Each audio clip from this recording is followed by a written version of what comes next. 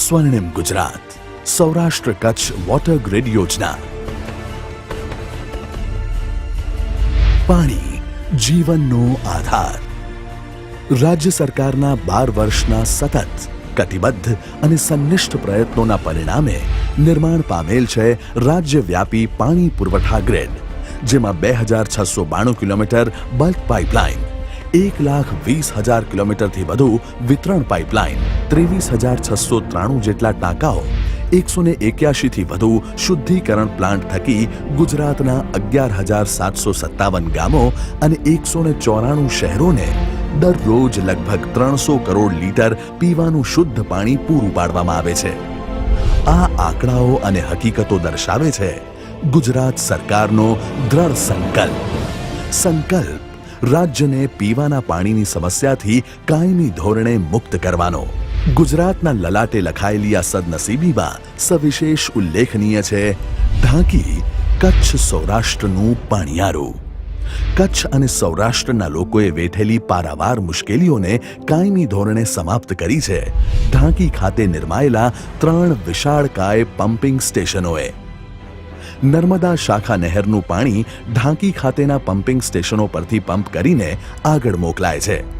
ઢાંકીથી માળિયા pipeline દ્વારા કચ્છ, મોરબી અને જામનગર વિસ્તાર, ઢાંકીથી હડાળા પાઇપલાઇન દ્વારા રાજકોટ, જામનગર, પોરબંદર અને દ્વારકા વિસ્તાર તેમજ ઢાંકીથી નાવડા પાઇપલાઇન દ્વારા બોટાદ, ભાવનગર, અમરેલી, જૂનાગઢ અને ગીર સોમનાથ વિસ્તારમાં પહોંચાડાય છે. ઢાંકીથી સીધું જ નાવડા, માળિયા અને હડાળા ખાતે પાઇપલાઇન દ્વારા પાણી પહોંચાડવાને કારણે વલ્લભીપુર શાખા નહેર અને માળિયા શાખા નહેર પરની નિર્ભરતા ઓછી થઈ છે. સૌરાષ્ટ્ર અને કચ્છના લોકો માટે ઢાંકીથી પાથરવામાં આવેલી ખાસ પીવાના પાણીની સમર્પિત પાઇપલાઇન સાનંદાશ્ચર્ય પમાડે એવી છે. 2400 મિલીમીટર વ્યાસવાળી આ પાઇપલાઇનમાંથી નાના કદની કાર આસાનીથી પસાર થઈ શકે છે. આ પાઇપની ગુણવત્તા પણ સવિશેષ નોંધનીય છે. આ પાઇપને 160 ડિગ્રી સેલ્સિયસ તાપમાને ગરમ કરી તેની બહારની બાજુએ ફ્યુઝન બોન્ડ ઇપોક્સી લેયર અને લો ડેન્સિટી પોલીઇથિલીનનું લેયર ચડાવવામાં આવ્યું છે, તેમજ અંદરની બાજુએ ફૂડ ગ્રેડ ઇપોક્સી કોટિંગ કરાયું છે. ઢાંકી ખાતે નિર્માયેલા આ 3 પમ્પિંગ સ્ટેશનો દરરોજ કુલ 165 કરોડ લીટર પાણી વહાવવાની ક્ષમતા ધરાવે છે. આ સ્ટેશનોની આવી ક્ષમતાને લીધે જ સૌરાષ્ટ્રના 4,710 ગામો અને 102 શહેરો તેમજ કચ્છના 877 ગામો અને 14 શહેરોની કુલ 175 લાખથી પણ વધુ વસ્તીને 165 કરોડ લીટર પાણી પૂરું પાડી શકાય છે. ગતિશીલ ગુજરાત, જળ સમૃદ્ધ ગુજરાત. આ પમ્પિંગ મશીનરી ઓલિમ્પિક સાઇઝનો સ્વિમિંગ પૂલ 2 મિનિટથી પણ ઓછા સમયમાં ભરી શકે એટલી સક્ષમ છે. તો પાથરવામાં આવેલી પાઇપલાઇનમાં એટલું લોખંડ વપરાયું છે કે એમાંથી વિશ્વ પ્રસિદ્ધ એફેલ ટાવર જેવા 40 ટાવર બની શકે. પીવાના પાણી માટેની આ સમર્પિત પાઇપલાઇનમાં પાણી વહેવડાવવા માટે વપરાતી વીજળીથી આખા જામનગર શહેરને રોશન કરી શકાય અથવા સુરેન્દ્રનગર જેવા 4 શહેરોને કાયમી ધોરણે વીજળી પૂરી પાડી શકાય. દરેક ક્ષેત્રે સદા અગ્રેસર રહેલું ગુજરાત પાણીની સુવિધા સંદર્ભે પણ અગ્રેસર છે. આજે સમગ્ર દેશમાં ગ્રામ્ય વિસ્તારમાં વ્યક્તિ દીઠ રોજનું 55 થી 70 લીટર પાણી અપાય છે, જ્યારે ગુજરાતનો અભિગમ વ્યક્તિ દીઠ રોજના 100 લીટર પાણીનો છે. અંતરિયાળ ગામોમાં પણ પીવાનું શુદ્ધ પાણી ઉપલબ્ધ થતાં લોકોનું જીવન ધોરણ સુધર્યું છે. શાળાઓમાં કન્યાઓનો ડ્રોપઆઉટ રેશિયો ઘટ્યો છે. ડેરી ઉદ્યોગના વિકાસને વેગ મળ્યો છે અને ઉદ્યોગોને નવું બળ મળ્યું છે. આજે ગાંધીનગરમાં ગુજરાતના માનનીય મુખ્યમંત્રી જે પાણી પીએ છે એ જ પાણી ગુજરાતના છેવાડાના નાગરિકને મળે છે.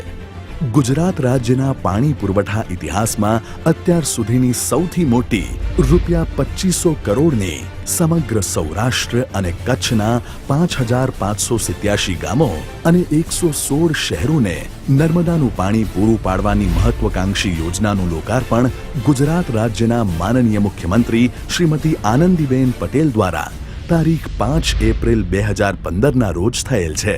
ઢાંકી વિશ્વના નકશાની અંદર આજથી આવી ગયું છે. મિત્રો યાદ કરજો, આ પાણી એ શુદ્ધ પાણી છે. આપણે જે પાણી પીતા હતા એ ફ્લોરાઇડ વાળું પાણી પીતા હતા. આને કારણે આપણે કેટલા બધા ફાયદાઓ થવાના છે. પહેલો ફાયદો મારી માતાઓને થવાનો છે. મને ઘણી વખત બહેનો મળતી હતી ત્યારે કહેતા હતા, બેન આ પાણીના બેડા ઉપાડતા ઉપાડતા માથાના વાળ ખરી પડ્યા, હવે તો પાણીના બેડામાંથી મુક્તિ અપાવો. તો બહેનો, આજે મારે આનંદ અને ગૌરવ સાથે કહેવું છે કે એક રાજ્યના મુખ્યમંત્રી આવે અને આપના બેડા માથે ઉપાડવાના બંધ થઈ જાય અને હવે તમારા માથે ભવિષ્યની અને ટાલ નહીં પડે એની ખાતરી આના દ્વારા તમને બધાને હું આપવા માંગુ છું. અને જ્યારે હું શિક્ષણ મંત્રી હતી ત્યારે હું વાત કરું કે દીકરીને કેમ ભણાવતા નથી, ત્યારે એક જ જવાબ હોય કે બેન શું કરીએ, દીકરી ભણવા કેવી રીતે જાય, કારણ કે એને તો પાણી લેવા માટે જવું પડે છે. અને આ જે અભ્યાસ દીકરીઓનો બગડતો હતો એ બહેનો હવે અભ્યાસ નથી બગડવાનો. આપણો જે સમય જતો હતો પાણી લાવવામાં અને ખેંચવામાં, એ સમય આપણો બચી જશે. એ સમય બચવાને કારણે મારી બહેનો ભાઈઓ બીજું કોઈ કામ પણ કરી શકશે, બીજી ઇન્કમ જનરેટ પણ કરી શકશે. મારે કિસાનોને લાખ લાખ અભિનંદન આપવા છે કે આ બધાએ જમીનો, કિંમતી જમીનો આપી અને એને કારણે આજે આ કેનાલો બની છે મિત્રો. અને કેનાલો બનવાને કારણે આજે ગામ ગામ આપણે પીવાનું પાણી પહોંચાડી શકે છે. આજે ઉત્તર ગુજરાત અને સૌરાષ્ટ્રના કેટલાક વિસ્તારોની અંદર સબ માઇનર કેનાલનું કામ શરૂ થયું છે મિત્રો. સબ માઇનર કેનાલનું કામ શરૂ થયું છે અને આ સબ માઇનર કેનાલ એ જમીનની અંદર આપણે નાખીએ છીએ. કોઈ ખેડૂતની જમીનનું સંપાદન આપણે નથી કર્યું સબ માઇનર કેનાલમાં, પણ પાક ઉભો હોય અને એની વચ્ચેથી કિસાન એમ કે નાખી દો, મને વાંધો નથી, કારણ કે આ સબ માઇનર કેનાલ નાખવાને કારણે મારા આગળના ખેડૂત ભાઈને પાણી મળવાનું છે. કેટલી જિંદાદિલી છે એનો આપ વિચાર કરો મિત્રો. મિત્રો, ગુજરાત સહિત પૂરા દેશની અંદર નરેન્દ્રભાઈએ ખુદે કહ્યું છે મિત્રો, અને હું પણ તમને આશ્વાસન આપું છું, વચન આપું છું કે રાજ્ય સરકાર વિકાસના કામો સિવાય કોઈ પણ જમીનનો સંપાદન કરવાની નથી કે જે ઔદ્યોગિક લોકોને આપણે આપીએ મિત્રો. જ્યાં સુધી શક્ય છે ત્યાં સુધી સરકારી જમીનોનો ઉપયોગ થશે, જ્યાં સુધી શક્ય હશે ત્યાં સુધી ખરાબાની જમીનનો ઉપયોગ થશે અને એમાંથી કશું જ નહીં હોય ત્યારે ને ત્યારે જ માત્ર ખેડૂતની જમીનનું સંપાદન થશે, એ સિવાય નહીં થાય. દેત્રોજ, માંડલ અને વિરમગામ મત વિસ્તાર 1998 ની અંદર હું ચૂંટણી જીતી હતી મિત્રો. 5 વર્ષ સુધી આખો વિસ્તાર મેં જોયો છે મિત્રો. ધૂળની ડબરીઓ સિવાય કાંઈ જોવા ન મળે. નરેન્દ્રભાઈએ નક્કી કર્યું કે આપણે તો એક શહેર બનાવીએ. વિરોધ થયો, અમે છોડી દીધું. માત્ર ને માત્ર સરકારી જમીન મારુતિને આપી, સરકારી જમીન માત્ર. આ બાજુ સાણંદની પાસે હોન્ડા કાર તૈયાર થઈ જેનું ઉદ્ઘાટન કરવા માટે ગઈ મિત્રો. ત્યાં મને આ જ વિસ્તારના જે વિરોધ કરતા હતા કે અમે જમીન નહીં આપીએ, મારા 5 વર્ષના સંબંધો એમની સાથે હતા, એ બધા મિત્રો ત્યાં મને મળવા માટે આવ્યા અને મને કહે છે, બેન આ બધું જોયા પછી હવે અમે જમીન આપવા તૈયાર છીએ. સરકારની આ સોચ હોય છે મિત્રો.